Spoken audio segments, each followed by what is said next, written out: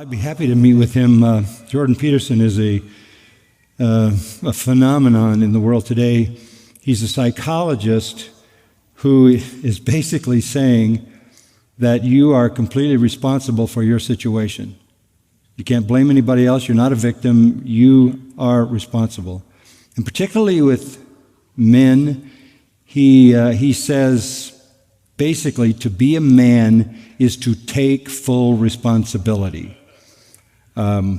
That in itself has alienated him from the entire world of psychology because he doesn't want to blame anybody. The good thing about Jordan Peterson, the simple way to understand it is this.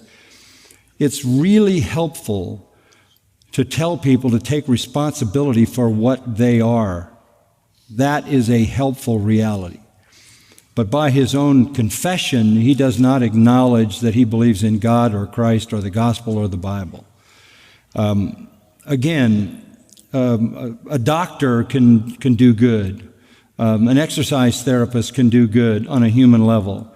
And I think this kind of psychology is so different, and men are being so crushed by the sheer force of the feminist movement that it is helpful to have at least somebody telling men to stand up and take responsibility on a human level. It would be nice if we ever got into a situation in this country where we had to go to battle, that we had enough men to form an army, enough men with courage and manliness. So I think Jordan Peterson is saying something that's so infuriating to the feminist agenda, and he also goes so far as to say, if you're a man, you're a man, if you're a woman, you're a woman. And that is simple reality that anybody with half a brain would say is true.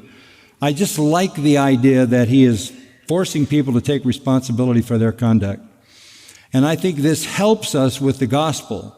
Because if you are responsible for your conduct and you're not a victim, then you're the one that's going to have to deal with it.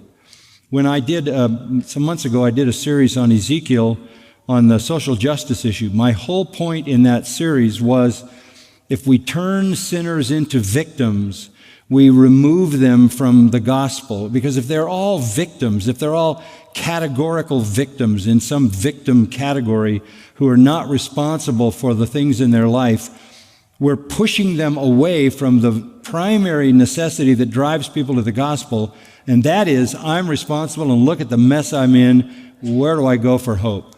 So I like the idea that he's holding men responsible and also women responsible for their own behavior and the character of their own lives.